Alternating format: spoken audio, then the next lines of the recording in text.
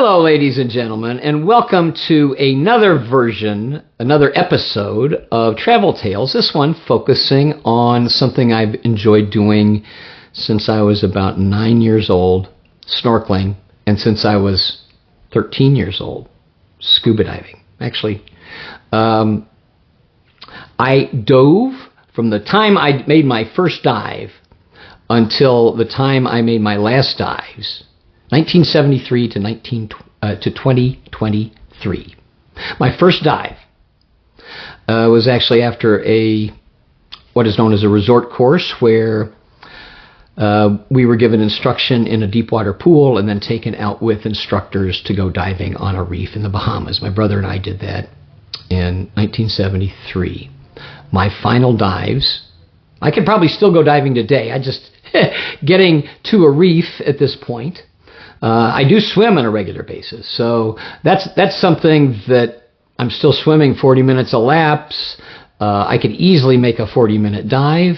I could get in and out of the boat. I get in and out on a ladder out of the pool, and I could put my gear on, and I have very good balance and buoyancy control underwater. It would be easy enough for me to do it. I just can't get to the reef without putting my body through a lot of travel stress, and not going to do that anymore. I'm staying close to home because I need to be near my treatment. But this is something that I've done for most of my life. I started snorkeling at the age of 9. We were on vacation in the Florida Keys, and my parents, very supportive, bought me a simple mask and fins and a snorkel, and in water that was not very deep, but it was salt water. I was kicking around, just floating on the surface with the snorkel, breathing easily. It was easy for me to do. I'd been swimming since before I had memories, probably 3 years old or thereabouts. My mother tells me a story of, well, she was playing with me in the shallow waters of Lake Michigan, and then all of a sudden she turned to get something and I was swimming away from her, and I don't even remember that. I got some lessons and became a lifeguard, but snorkeling took to it very, very easily. The very first thing that I saw underwater was a little baby barracuda, and I was able to identify it, and it's been part of my life ever since then, wanting to snorkel, learning to dive. My first dives were between my first and last dives. My last dives were in the spring of 2023. I was on ship Oceana Riviera in the Caribbean for most of 3 months, from early January to the end of March, and I made a number of dives and numerous snorkel dives, and had photographs of these that I'll put into this presentation.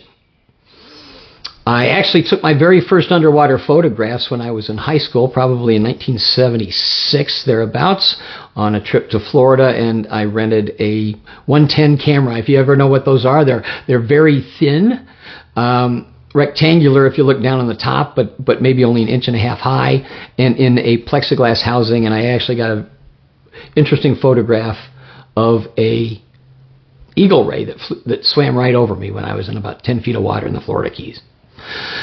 I'd already been diving by that point, and in fact had gone diving at the age of 13. With my brother, we were on vacation in the Bahamas. My parents paid for a resort course because I was so interested.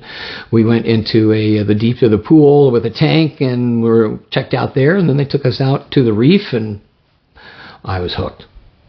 And then I took YMCA in Logansport, which is about a 45-minute one-way drive or more, depending on traffic and weather, from North Judson. And my parents and my brother took these classes with me. My late brother Yogi never did dive much after that. Maybe snorkeled a few times, but that was not his interest, but it was mine. Took the course at the YMCA, and it was 3 hours for 10 weeks. Hour plus training in the pool, an hour plus in the classroom, followed by a written exam, and then an open water checkout. The written exam, I am age 13. I was 13 and a half when I finished that course, and had to wait 1.5 years to get my card. They were not certifying anybody as a junior, which they do now from age 12. But they still have to dive with an instructor. But open water certification didn't start until I was 15. I had to wait a year and a half. But I had a certificate from the instructor saying that, please show Peter the courtesy of diving. He passed the course. I had the highest grade, higher than all the adults on the written exam. And that sort of freaked them out. And then I did the checkout in a quarry, France Park. And then I was diving. I was able to use that certification, and I did go down with an instructor in the Florida Keys later that year. And then as soon as I got my C card, I dove whenever I could get to Florida, which was where I really wanted to dive. I made a couple dives here in Indiana in France Park, and another time off the beach in Lake Michigan where I saw mostly sand. But diving in the Florida Keys, my parents sent me to, my high school graduation present was to go to Grand Cayman. And I dove, I flew down with a dive club from Indianapolis and stayed for 5 days and went diving for 4 of those days. And almost all beach dives in spectacularly clear water. Caymans are amazing. And I was fortunate to get back there. And then I was diving, yes, whenever I could. And then once I started traveling and working on ships, it became a lot easier. And I've been diving from all over the Caribbean. I've been diving in the Pacific, from snorkeling and diving along the Mexican coast. I made some dives where I did need some cold water. In South America, for example, I dove with South American sea lions. In Puerto Madryn area. That was really cool. Terrible visibility, but the dive master said, ball up your fist, stick your hand out, and they will come play with your hand like they're puppies. And they did. And I had this like 250-pound, very large juvenile male with teeth, quite long, but just lightly sort of gumming my hand. I could barely see because the visibility was only a few feet, definitely less than a meter. That was an interesting dive. And it was really contact like that I've had with organisms in the ocean that have, I love the coral. I love sea turtles. And you'll see numerous photographs of sea turtles, green sea turtle that I was snorkeling with off of St. Kitts.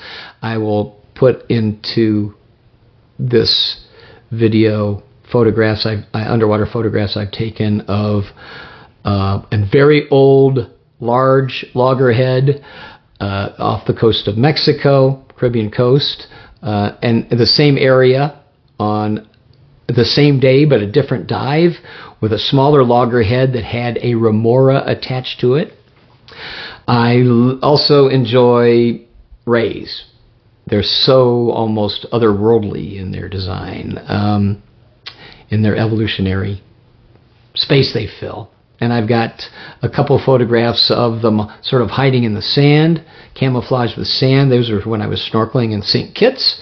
And then I've got spotted eagle rays that were, there were 3 of them in some sand flats that I was able to photograph numerous times.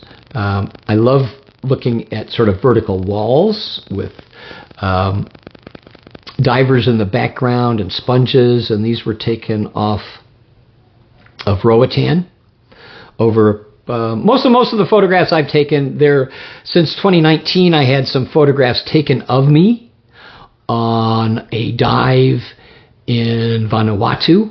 A couple dives actually, one on a wreck and one on a reef, with an Australian gentleman who kindly gave me some of the photographs that had me in them, and that was just amazing visibility that day. And the one was on a wreck, where I was able to actually get from the wreck. They had glasses and beer bottles, and I'm hovering with total neutral buoyancy, which I'm very good at controlling underwater, so that when I breathe, I slightly rise. When I exhale, I slightly descend, and it's basically being weightless almost like I'm flying. Just a little kick or a flutter gets me moving.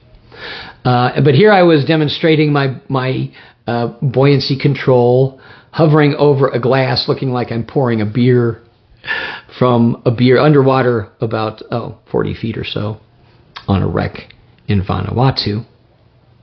And then the rest of the photographs are from a very simple underwater camera that I have. Fujifilm that I could take down to about 90 feet maximum. But I've used some new software that's available that really cleans them up. And then I've got some photographs of me from people that were my dive buddies. Again, diving mostly in the Caribbean coast of Mexico.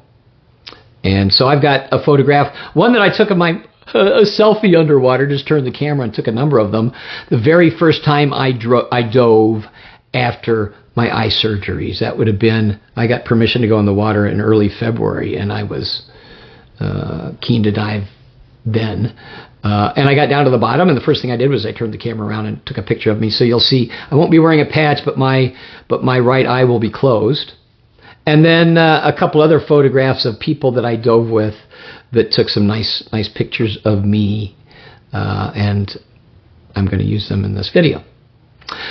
So what you're going to see are just being weightless in a totally different environment than humans can live in for very long.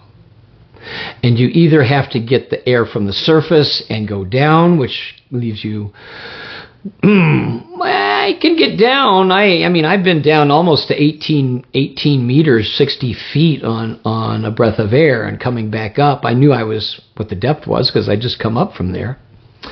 That was in Cozumel back in the 80s when I was snorkeling and diving on a regular basis, but I made it down to 60 feet on one breath of air, and coming up, boy, did I need air. I think I broke the surface so hard and just was traveling so fast, I came up above my waist out of the water. But yes, that was interesting. And I can still dive, even last year, 25, 30 feet, and spend a little time down there snorkeling. So some of these, I took snorkeling, maybe in a depth of 10, 15 feet.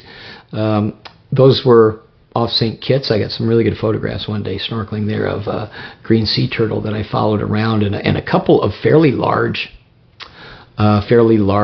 rays.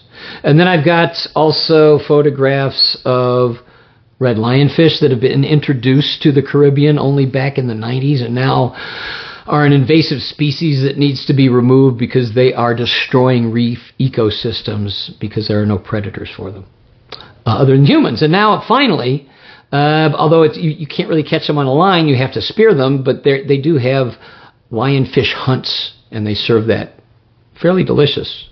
I've had lionfish ceviche, really nice, firm, mild-tasting flesh for a very poisonous fish. I've got photographs of as well, green moray and speckled morays, and a number of crabs, and there's a unique little spider sea star inside of a sponge.